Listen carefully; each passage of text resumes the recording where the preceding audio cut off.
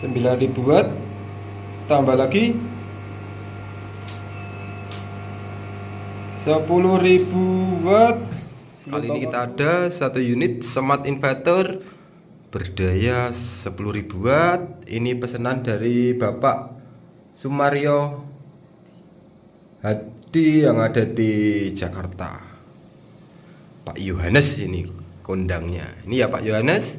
Untuk smart inverternya kapasitas 10.000 watt. Jadi untuk box panel kita menggunakan 50 kali 70 cm.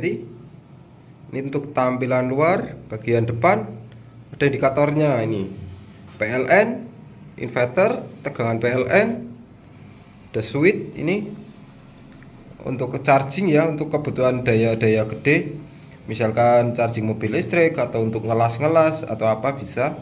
Jadi nanti sumber bisa kita fokuskan ke satu jaringan. Terus yang ini parameter di SPWM. Ini switch on off untuk inverter. Ini tampilan untuk samping kanan.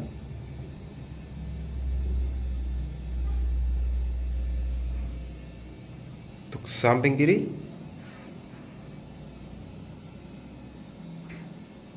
Bagian dalam kita lihat.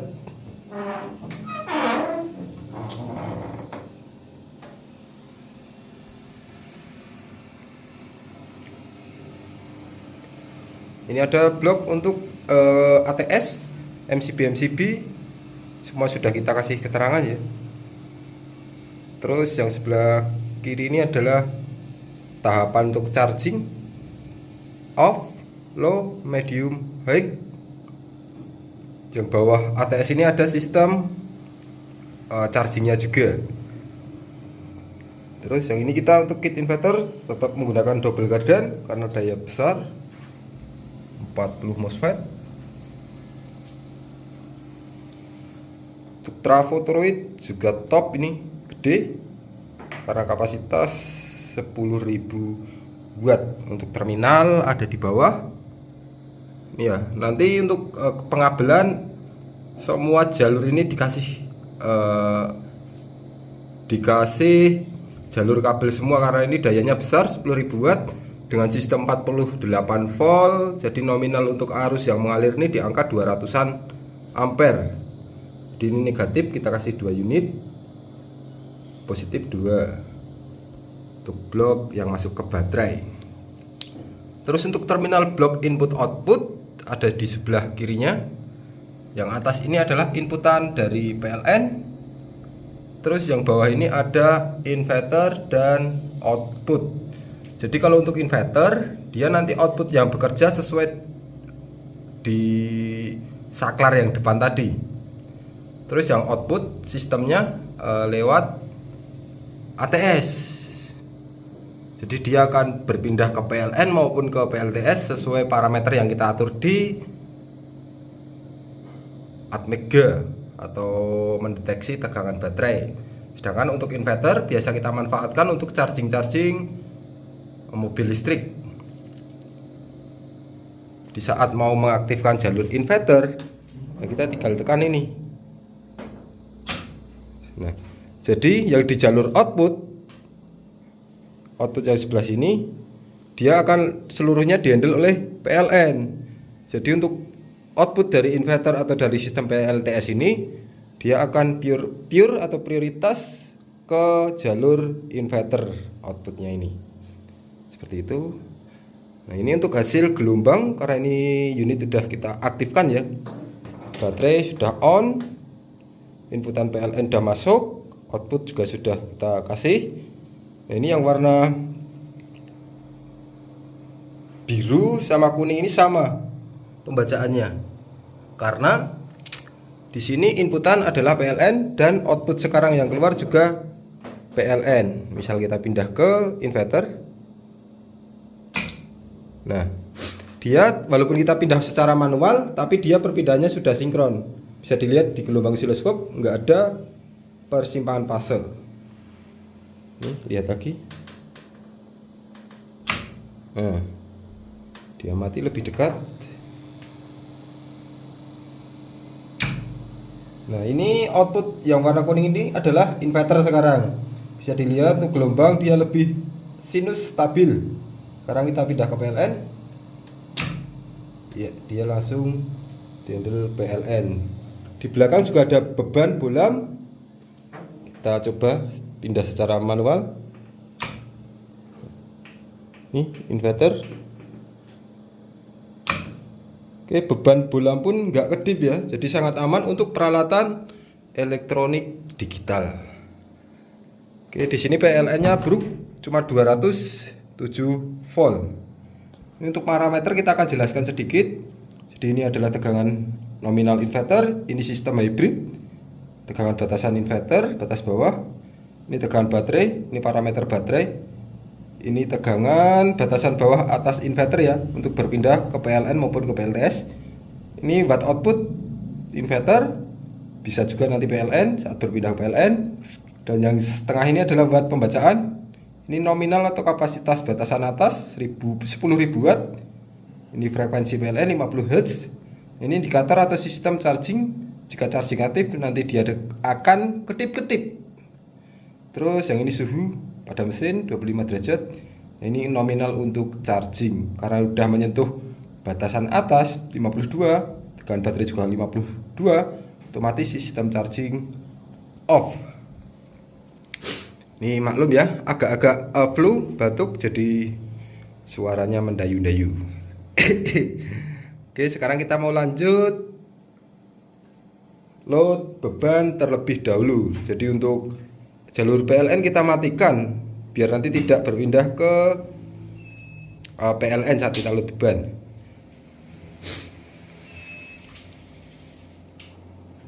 Pembacaan ada di sebelah tengah ini nanti. Nah, ini perlahan watt naik 600, 700, 3000. Beban belum stabil. Untuk gelombang output tidak usah diragukan lagi, dia tetap sinus mulus. Kita tambah beban terus, tambah beban,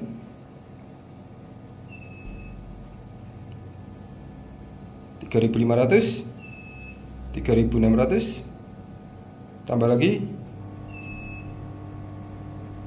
oke, 6.000 watt, 8.000 watt, tambah lagi, 9.000 watt, tambah lagi, 10.000 watt, gelombang output sinus. Nah ini over watt ya, di memproteksi. Nah dia tadi saat low DC nggak berpindah atau nggak mati dikarenakan ini kondisi emergency, jadi nggak ada inputan PLN, jadi parameternya stop atau off-nya terdapat di EOD atau emergency batasan bawah. Nah ini masih low DC. Oke, udah on lagi. Gelombang output sudah sinus. Kita akan lihat parameternya. Off, on off inverter. Iya, 48. 50 volt onnya. Nah ini EOD untuk emergency. Jadi saat PLN padam, inverter masih mampu aktif sampai dengan tegangan baterai di ini 45 volt. Over DC, adjust. Sudah sering kali kita jelaskan ya untuk parameter ini. Dual fan, buzzer, prioritas, ada hybrid, ada UPS, ada inverter. Charging on, charging off, temperatur charging, relay on. Oke, udah pindah ke depan lagi. Sekarang kita akan simulasikan untuk mode perpindahannya. Jadi untuk batasan bawah kita atur di 49,5.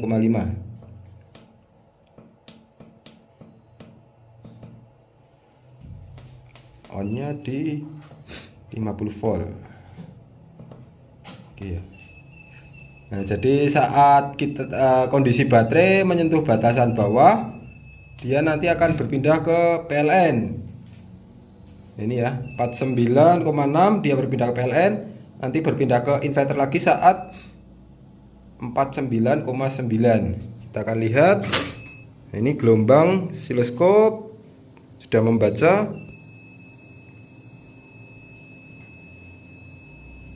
Oke, kita akan coba.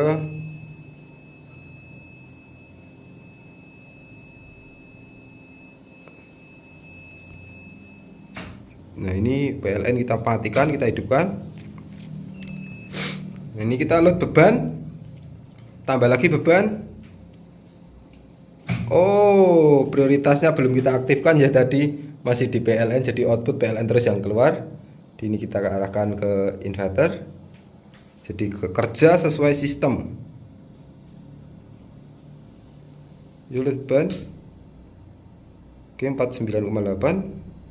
1000 watt.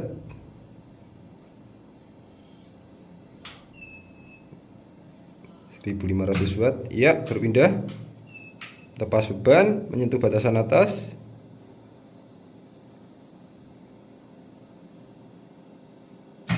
Oke, sangat sempurna ya untuk perpindahannya.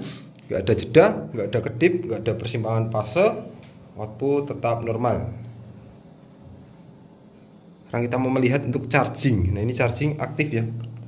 Kedip-kedip. Nah, berapa daya chargingnya? Aduh, blue ini, aduh, nggak enak banget.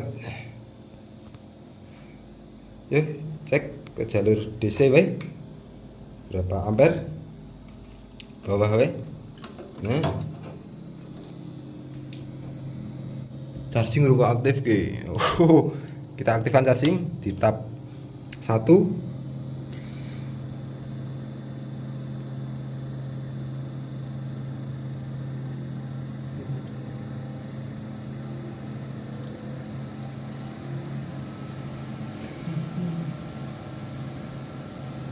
Coba diarahkan ke tab 2.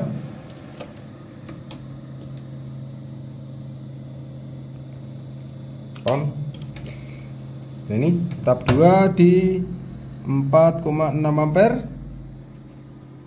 dengan kondisi tegangan PLN 204 volt, baterai 50,3 volt. Lanjut tab 3.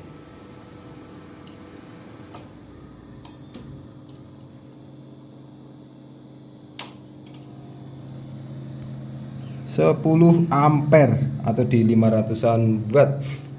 Ini kecil karena tegangan PLN di tempat kita cuma 200 volt dan kondisi baterai juga sudah mau full. Seperti ini ya Pak Yohanes untuk pengujian smart inverter yang dipesan kali ini.